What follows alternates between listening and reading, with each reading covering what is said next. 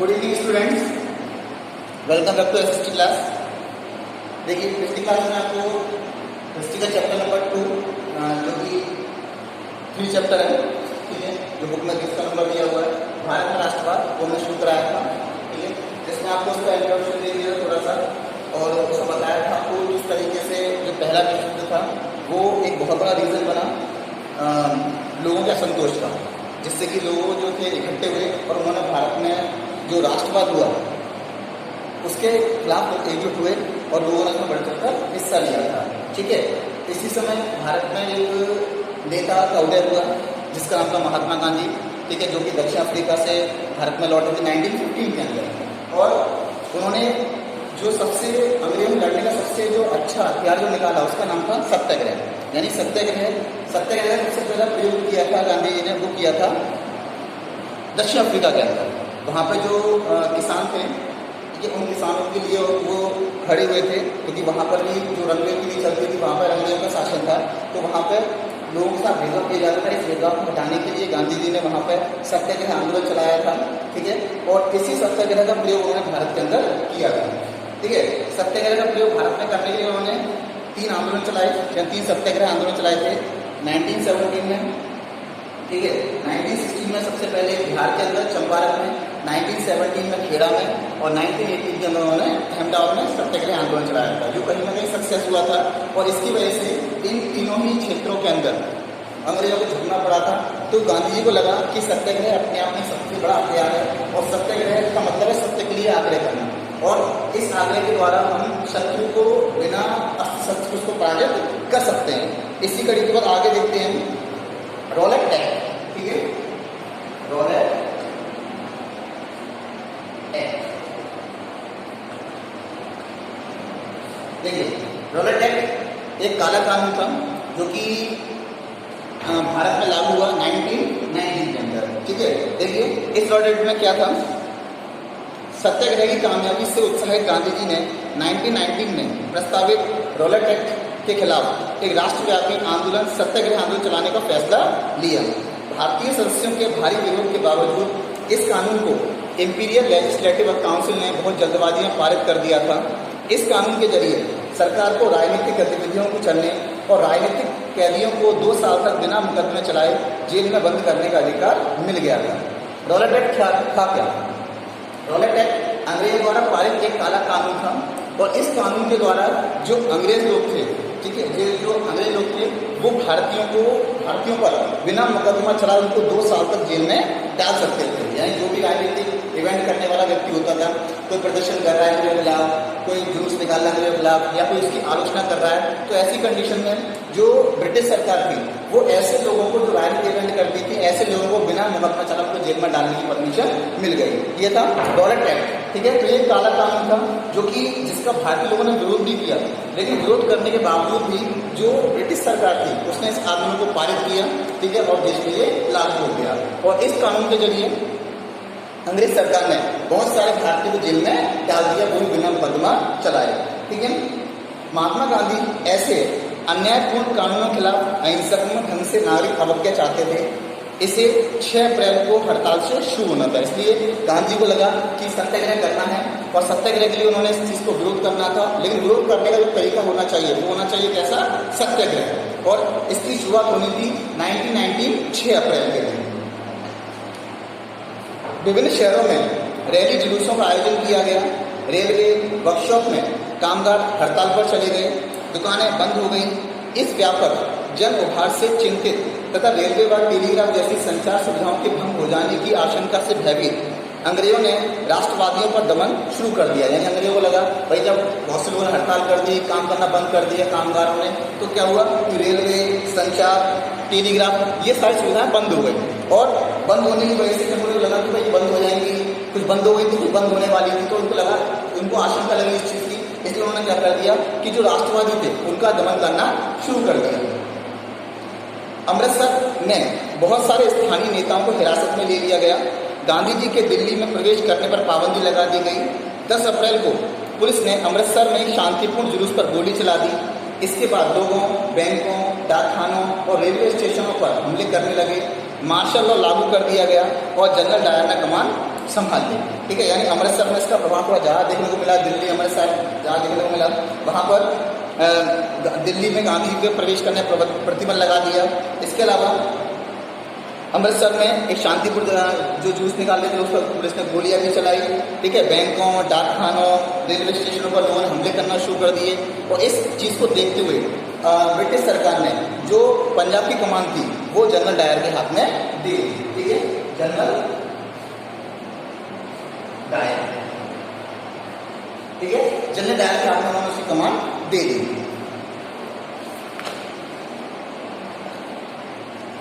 13 अप्रैल को जलियांवाला बाग हत्याकांड हुआ। ठीक है, जनरल डायर के कैसे होता है, पंजाब गवर्नर जनरल बना, उसी समय पंजाब में इंसिडेंट घटित हुआ और उस इंसिडेंट का नाम था जलियांवाला बाग हत्याकांड।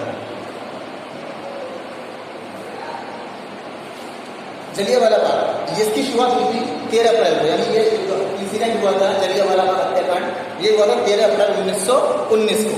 देखिए क्या था, उस दिन अमृतसर में बहुत सारे गांव वाले सालाना बैसाखी मेले में शिरकत करने के लिए जलियांवाला बाग में जमा हुए थे। यानी कि 13 अप्रैल को जो पंजाब का सबसे बड़ा जो फेस्टिवल था बैसाखी को मनाया जा रहा था और अमृतसर में बहुत बड़ा मेला लगता था।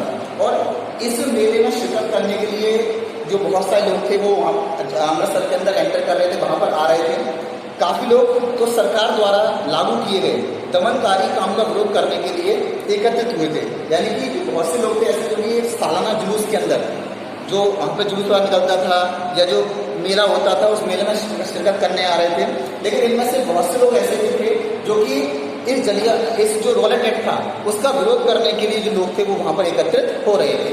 ठीक है, यानी कि लोगों को पता ही नहीं था कि वहाँ पे मतलब बहुत से लोग ऐसे थे क्योंकि कोई मेला देखने आ रहा था, लेकिन उनमें बहुत से लोग ऐसे थे जो कि एक मीटिंग बुलाई गई थी अमृतसर के जलियांवाला बाग के अंदर जो कि रॉलेट एक्ट के खिलाफ थी।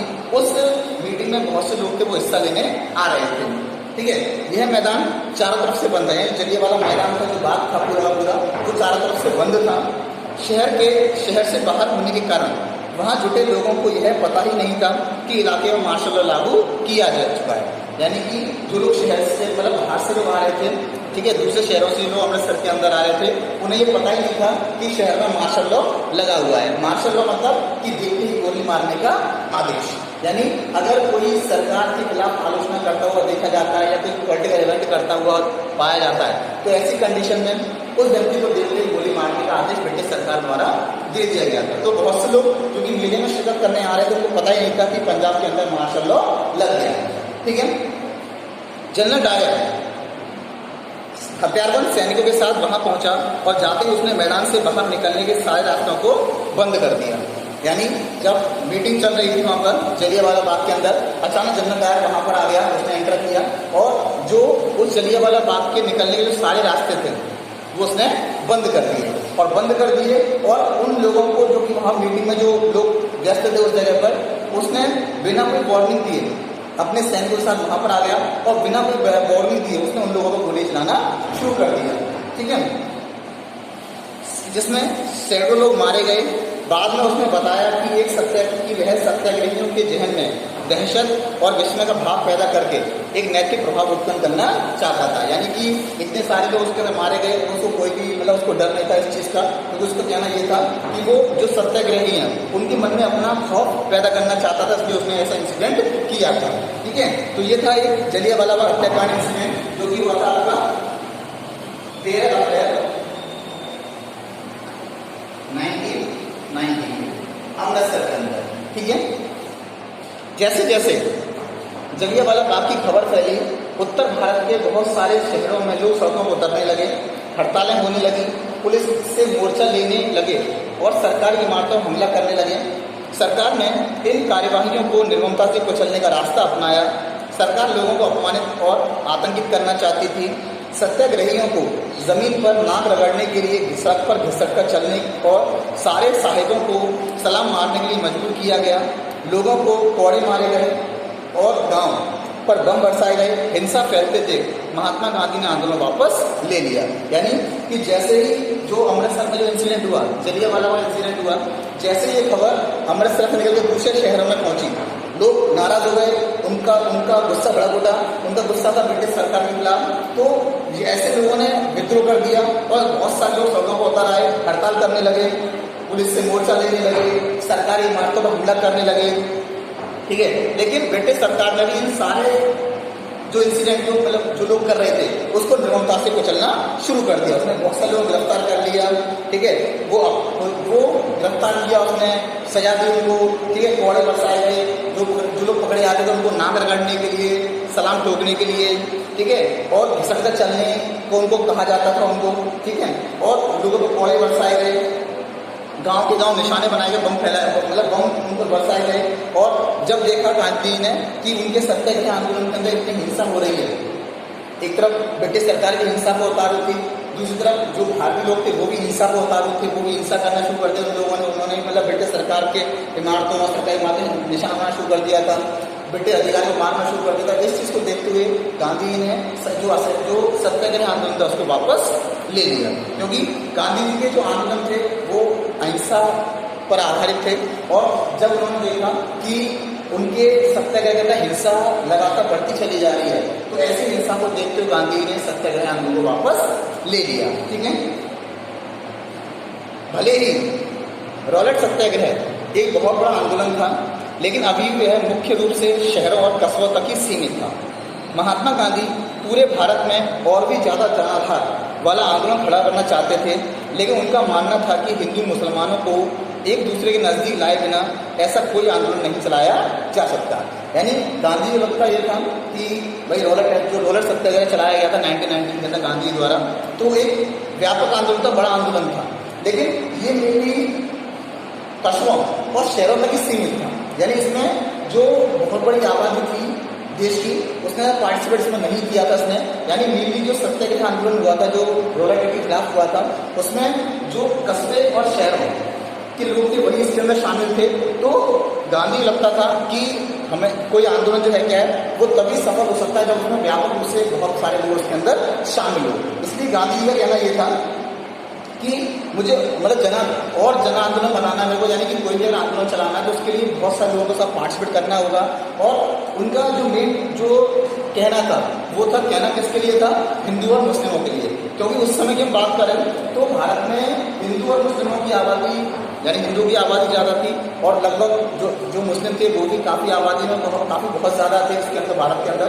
तो गांधी का कहना ये था कि देश में कोई भी आंदोलन, ठीक है, कोई भी आंदोलन तब तक सफल नहीं हो सकता जब तक कि उस आंदोलन को सपोर्ट करने वाले हिंदू और मुस्लिम साथ नहीं आएंगे, ठीक है। यानी उनका कहना यह था कि हिंदू मुसलमानों को एक दूसरे के नज़दीक लाए बिना कोई भी आंदोलन सफल नहीं हो सकता, ठीक है। उन्हें लगता था कि खिलाफत का मुद्दा उठाकर वे दोनों समुदायों को नज़दीक ला सकते हैं। इसलिए उनका कहना यह था गांधी जी का कि मतलब हिंदू मुस्लिमों को साथ होना चाहिए, इसलिए उनको साथ लाना जरूरी है, तभी कोई आंदोलन सक्सेस हो सकता है। तो हिंदू मुस्लिमों को साथ लाने का जरिया जो उनके पास था वो था क्या, खिलाफत आंदोलन,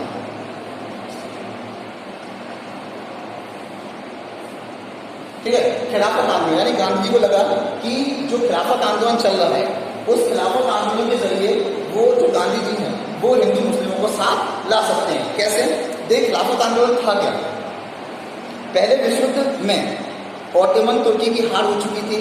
इस आशय की अफवाह फैली हुई थी कि इस्लामी विश्व के आध्यात्मिक नेता खलीफा ऑटोमन सम्राट पर एक बहुत सख्त संधि थोपी जाएगी। खलीफा की तात्कालिक शक्तियों की रक्षा के लिए मार्च 1919 में बम्बई में खिलाफत समिति का गठन किया गया था, ठीक है। यानी कि तुर्की के अंदर, तुर्की में ऑटोमन साम्राज्य का अधिकार था, ठीक है। और वहाँ का जो सबसे मुख्य जो आध्यात्मिक नेता होता है, जो ये मुस्लिमों के धर्मगुरु कहलाता था, उसका नाम था खलीफा, यानी खलीफा मुस्लिमों के धर्मगुरु थे। तो वहाँ पर तुर्की के अंदर जो ऑटोमन साम्राज्य था, जो कि मुस्लिम संप्रदाय था, तो इस ऑटोमन साम्राज्य पर जो ब्रिटिश सरकार थी उसने अधिकार कर लिया और जो वहाँ का शासक था, जो खलीफा था, उसको वहाँ से गद्दी से हटा दिया और उसकी सारी शक्तियाँ छीन ली। यानी उसको बिल्कुल मैंने पावरलेस कर दिया, उसको उसकी सारी शक्तियाँ छीन ली और उनकी शक्तियों को वापस दिलाने के लिए ही जो खिलाफत आंदोलन था वो शुरू किया गया था, ठीक है। और ये शुरू करने वाले जो लोग थे वो थे मोहम्मद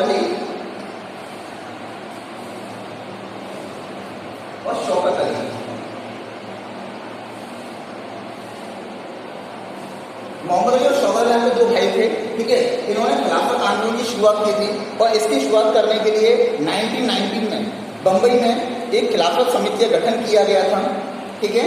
और उन्हीं के मतलब अंडर में ये जो खिलाफत आंदोलन था वो शुरू किया गया था। और इस खिलाफत आंदोलन का एक ही उद्देश्य था कि जो खलीफा है, जो आध्यात्मिक धर्मगुरु है, उसकी खोई हुई शक्तियों को वापस दिलाना, ठीक है।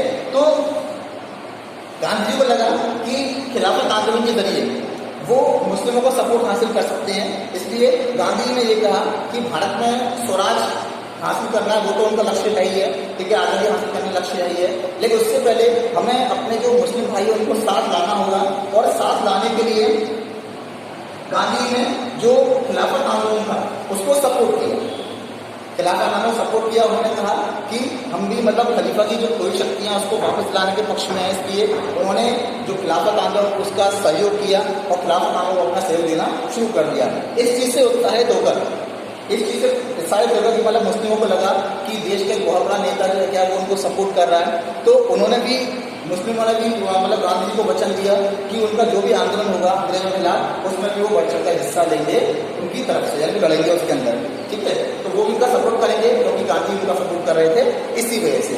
तो इसलिए गांधी को मतलब गांधी जी ने जो अगला आंदोलन चलाया, ठीक है, उस आंदोलन में हिंदू और मुसलमानों ने उनका साथ दिया था, ठीक है, जिसका असर मतलब वहाँ पर देखने को मिला था और अंग्रेजों को उसका प्रभाव भी पड़ा था, ठीक है। चलिए अभी के लिए इतना ही है, इससे संबंधित आपको क्वेश्चन दिए जा रहे हैं जो आपको करने हैं, ठीक है। नेक्स्ट क्लास में इसके आगे बढ़ेंगे।